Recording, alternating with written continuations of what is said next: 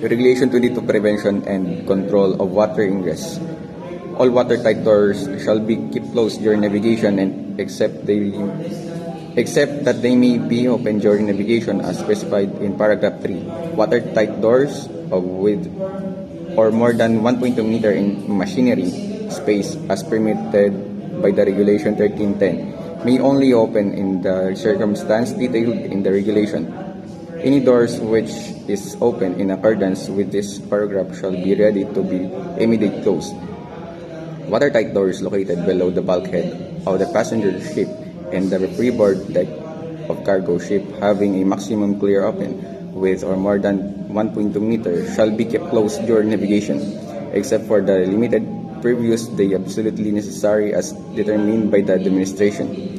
A watertight doors may be opened during navigation to be permitted the passage of passengers or crew, or the work in the immediate vicinity of which the doors initiate it being open. The door must be immediately closed when the transit through the door is completely or when the task which necessitated it being open is finished. The administration shall authorize that such a watertight doors may be opened during navigation only after careful consideration of the impact on shipboard operation and survivability, taking into account guidance issued by the organization. A watertight door permitted to be opened during navigation shall be clearly stated in the ship stability information shall always be cleared to be immediately closed. Portable plates on bulkhead shall always be in place before the voyage comes and shall not be removed during navigation except in case or urgent necessity and discretion or master. Regulation 22. Copyright 2022, Classification Wages Group by Limited International Maritime Organization, International Labour Organization or Maritime and Coast Guard Agency. All rights reserved to Classification Registration Group Limited is affiliate and subsidiaries and their respective officer. Employees of agent are individually and collectively referred to in this clause of as classification. Registered classification register assumes to no responsibility and shall not be liable to any person for any loss, damage, or expense caused by reliance on the document of however provided unless that person has signed classification register to entity for the provision of this information for advice, and in that case any responsibility of liability in exclusively on the term of conditions set out in that contract.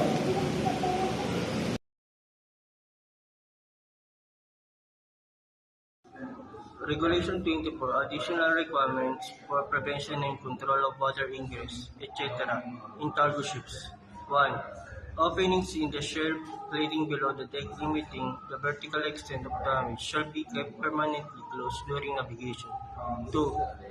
Notwithstanding the requirements of paragraph 3, and that vision may authorize that particular doors may be opened at the discretion of the master, if necessary for the operation of the ship, and provided that the safety of the ship is not impaired. 3. Watertight doors of front fitted internally subdivide large cargo space shall be closed before the voyage commences, and shall be kept closed during navigation. The time at which such doors are open or closed shall be recorded in such logbook as may be prescribed by the administration. 4.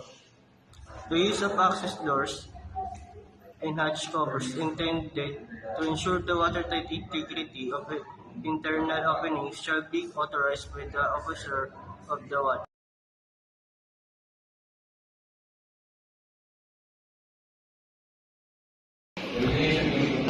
Regulation 25. Water level detectors on a single horde cargo ship other than bulk carriers.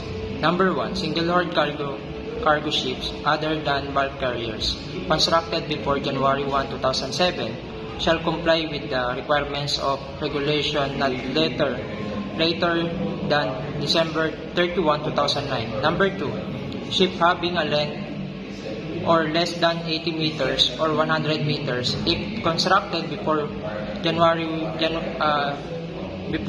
July 1, 1998, in a single cargo hold below the freeboard deck or cargo hold below the freeboard deck, which are not separated by the less one bulkhead, made waterlight up to down deck, shall be fitted in chassis space or spaces with the water level detectors.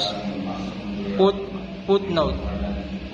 Number 3, the water level detectors required by paragraph number 2 give an audible or visual alarm the navigation bridge which the water level above the inner bottom in the cargo hold reaches a height or not less than 0.03 meters, and another when chest level reaches not more than 15% of the mean depth of cargo hold.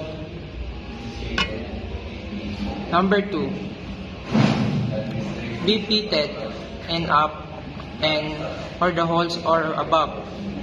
In the lowest part, when the inner bottom is in a parallel or designated water line, when webs and partial water line bulkhead are fitted, administration may require the fitting or additional detectors. Number 4, the water level detectors required by the paragraph number 2 need not be fitted in the ship complying with the regulation 12 or in the ship having waterlight side components each side of the cargo hold.